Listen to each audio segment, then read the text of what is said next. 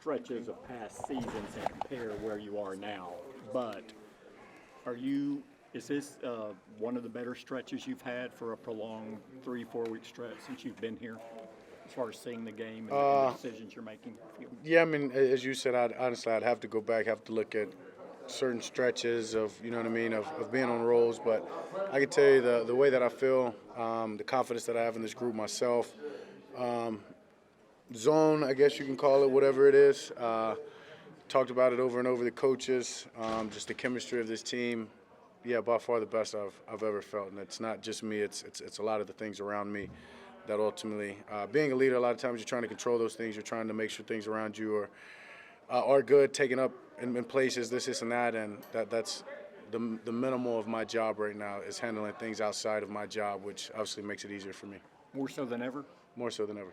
Dak, CD was just talking about how you block out noise and stuff. I'm curious, when was the first time you realized just how ridiculous it can get in your position here? I don't know. Maybe early. Maybe early. A recent example, obviously, was the training camp. Me and Diggs, back and forth, and that's as much as people had their perception on what that was. And as I think I said back then, I'm just glad they don't have a mic on me all the time and the things that are said back and forth between me and people.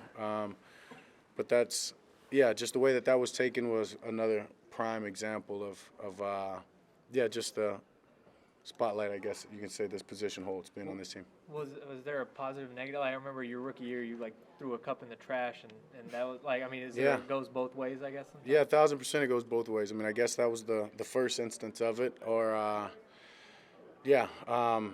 I mean, I don't know, maybe when I was drafted, a tweet was pulled up from years before. What was that? Yeah, that's why I say I understand fans. I get when fans are upset. I get it. I was once there, It's been a while.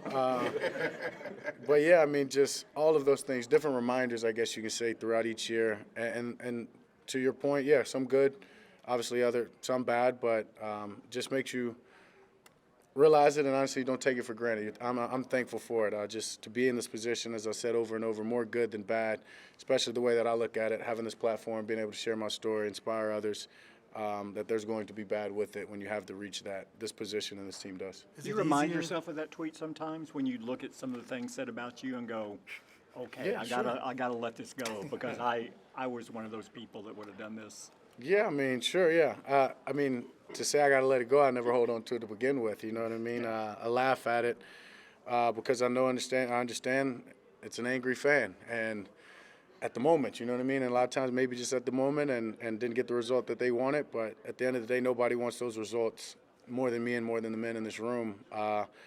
And so, yeah, I mean, but then there's other cases that, aren't comparable to the tweet that I had. And those are times you got to remember, hell, he must have had his whole rent on that one. You know what I mean? So once again, I give him grace and I understand and say stop gambling. So. But it's also different when it's a fan, who's angry and it's a member of the media or somebody like that doing the same thing. Yeah, I mean, it's definitely different, fan versus media. But to be honest, I'm not out there looking for any of it. It just happens that you're going to see more of the fan stuff, whether it be the social, whether it be Instagram, and not paying attention to TV or looking on TV. I don't really ever hear much of the media, to be honest, especially the negative. So it's all about controlling what you hear. I mean, you are what you know what I'm saying, you take in. So at the end of the day, it's about controlling everything that I'm taking in. Why do you think you're in the zone and what got you there? A lot of things around me, honestly. The way guys are playing, the trust, the chemistry, play calling, so many factors go into it. And as I said, pointed to earlier, in the sense of being a leader or being the quarterback, wanting to help in other places, and really just the importance of me being able to just focus on my job, my role alone of in between the lines, things being able to take care of themselves in the locker room, great leaders. Guys are just doing much more, you know what I mean? I don't want to say than they ever have, but taking more responsibility in all kind of different ways. And, goes into the preparation. I mean, goes into the preparation, the clear communication throughout the building and on our side of the ball, that it's fun. And at the end of the day, I think that's what it is truly having fun and doing this and playing free. As a Did you former sit at player, the table with anybody McCarthy at any point and as a talk fo- about using your legs more? No, I didn't. There hasn't been that conversation, okay. Has a former player criticized you, ever reached out and said, hey, I was wrong? I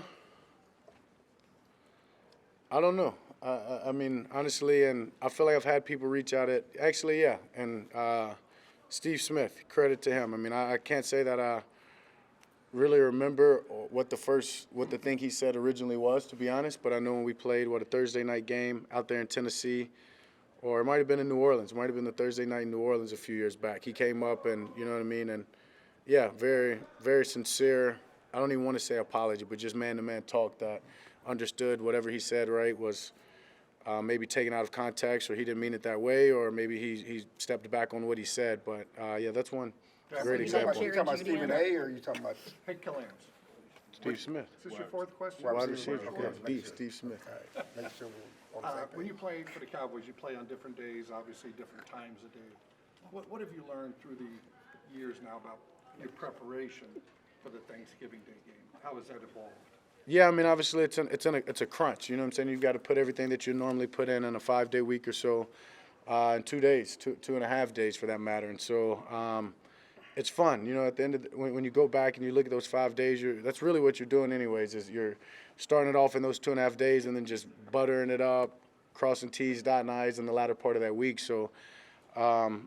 Yeah, you just got to make sure that you hit it early. You know what I mean? Yesterday, today, 2 big days. But right now, I mean, I feel confident. We've had some great preparation. Obviously, I've gotten my film study in. We'll continue to do that. We'll, I guess, butter it up and, you know what I mean, finish the rest over this next day and a half. But, yeah, ready to go. I mean, credit to the coaches. Credit to we've been in this position, having this game for numbers of years and just even Thursday games of understanding the body aspect of it, understanding the mental aspect of it, and what we need to do and how we need to take care of it. That mentally, I feel great right now to go play these guys, and so now it's about, you know what I mean, just finishing it off in these next couple of days and trying to get more out of it. Cool. Thank you. Smooth. Thank you. Thank you. Great. Happy Thanksgiving. You too.